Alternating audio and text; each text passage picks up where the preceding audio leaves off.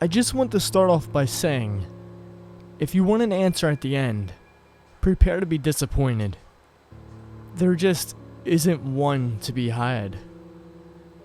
I was an intern at Nickelodeon Studios for a year in 2005 for my degree in animation. It wasn't paid, of course, most internships aren't, but it did have some perks beyond education. To adults, it might not seem like a big one, but most kids at the time would shit themselves over it. Now, since I worked directly with the editors and animators, I got to view the new episodes days before they aired. I'll get right to it without giving too many unnecessary details. They had very recently made the Spongebob movie, and the entire staff was somewhat sapped of creativity, so it took them longer to start up the season. But the delay lasted longer for more upsetting reasons. There was a problem with the Series 4 premiere that set everyone and everything back for several months. Me and two other interns were in the editing room along with the lead animators and sound editors for the final cut. We received the copy that was supposed to be Fear of the Krabby Patty and gathered around the screen to watch. Now, given that it isn't final yet, animators often put up a mock title card, sort of an inside joke for us, with phony, oftentimes lewd titles such as How Sex Doesn't Work instead of Rockabye by Valve, when SpongeBob and Patrick adopt a sea scallop. Nothing particularly funny, but work-related chuckles. So when we saw the title card, Squidward's Suicide, we didn't think it more than a morbid joke. One of the interns did a small throat laugh at it.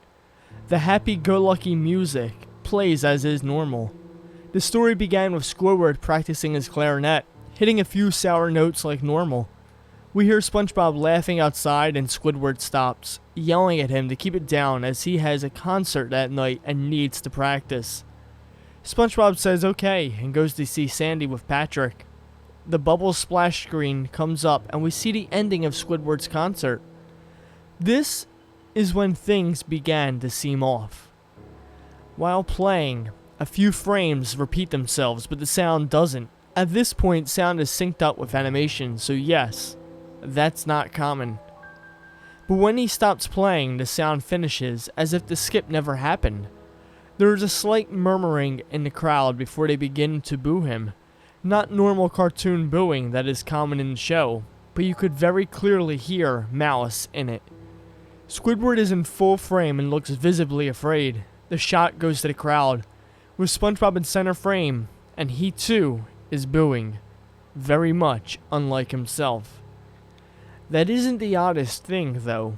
What is odd is everyone had hyper-realistic eyes, very detailed, clearly not shots of real people's eyes, but something a bit more real than CGI.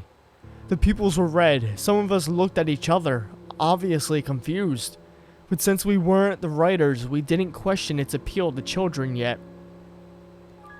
The shot goes to Squidward sitting on the edge of his bed, looking very forlorn. The view out of his porthole window is of a night sky, so it isn't very long after the concert. The unsettling part is that at this point, there is no sound. Literally, no sound. Not even the feedback from the speakers in the room. It's as if the speakers were turned off, though their status showed them working perfectly fine. He just sat there, blinking, in his silence for about 30 seconds, then he started to sob softly.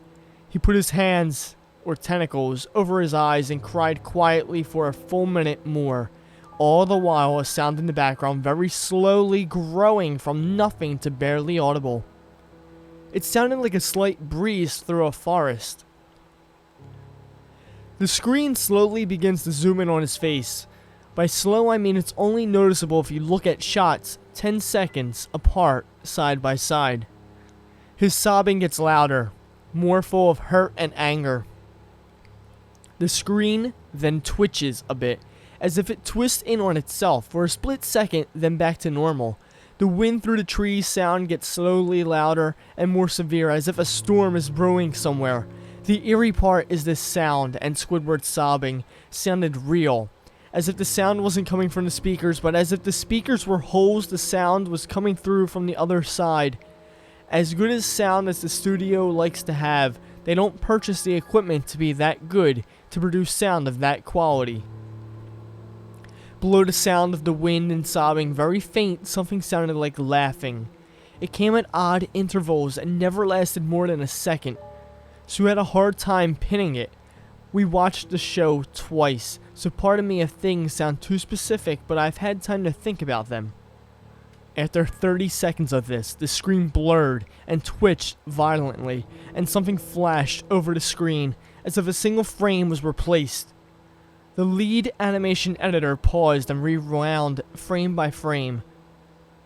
What we saw was horrible. It was a still photo of a dead child. He couldn't have been more than 6. The face was mangled and bloodied. One eye dangling over his upturned face popped. He was naked down to his underwear, his stomach crudely cut open and his entrails laying beside him. He was laying on some pavement that was probably a road. The most upsetting part was there was a shadow of the photographer.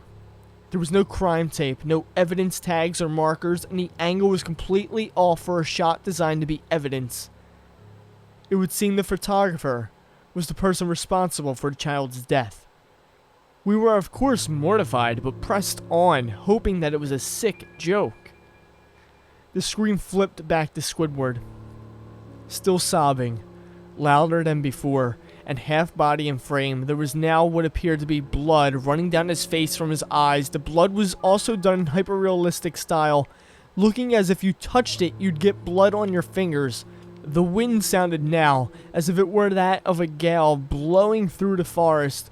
There were even snapping sounds of branches, the laughing, a deep baritone lasting at longer intervals and coming more frequently. After about 20 seconds, the screen again twisted and showed a single frame photo. The editor was reluctant to go back. We all were, but he knew he had to. This time the photo was that of what appeared to be a little girl, no older than the first child. She was laying on her stomach, her barrettes in a pool of blood next to her. Her left eye was too popped out and popped, naked except for underpants. Her entrails were piled on top of her above another crude cut along her back. Again, the body was on the street, and the photographer's shadow was visible.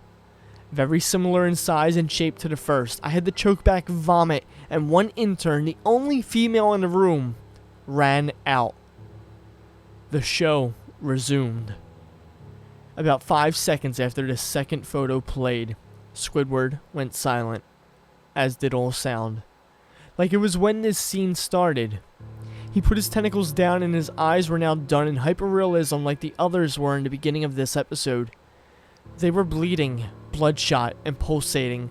He just stared at the screen, as if watching the viewer. After about 10 seconds, he started sobbing, this time not covering his eyes. The sound was piercing and loud, and most fear-inducing of all is his sobbing was mixed with screams. Tears and blood were dripping down his face at a heavy rate. The wind sound came back, and so did the deep-voiced laughing, and this time, the still photo lasted for a good 5 frames. The animator was able to stop it on the 4th and backed up. This time the photo was of a boy, about the same age, but this time the scene was different. The entrails were just being pulled out from a stomach wound by a large hand.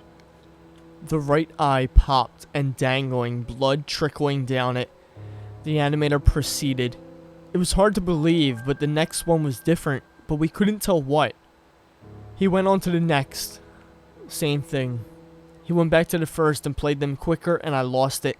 I vomited on the floor. The animating and sound editors gasping at the screen. The 5 frames were not as if they were 5 different photos.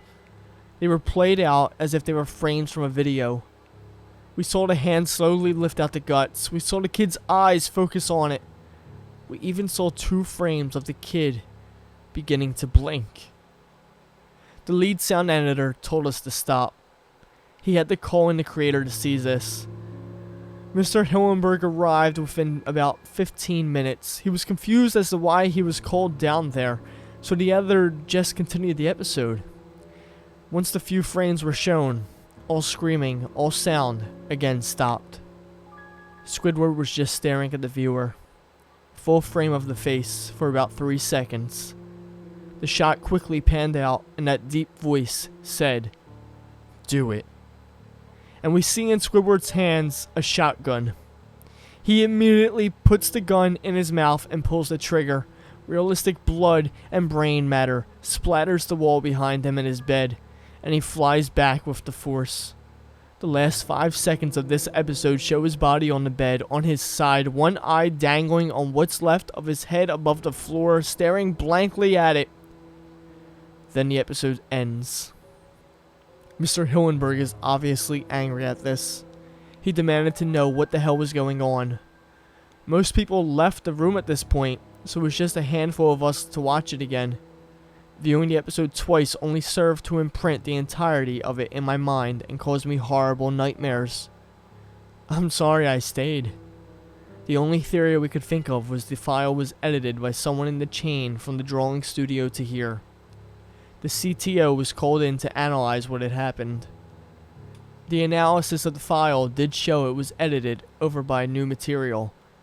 However, the timestamp of it was a mere 24 seconds before we began viewing it. All equipment involved was examined for foreign software and hardware as well as glitches, as if the timestamp may have glitched and showed the wrong time. But everything checked out fine. We don't know what happened, and to this day nobody does. There was investigations done due to the nature of the photos, but nothing came of it. No child scene was identified, and no clues were gathered from the data involved, nor physical clues in the photos. I never believed in unexplainable phenomena before, but now that I have something happen, and can't prove anything about it beyond anecdotal evidence, I think twice about things.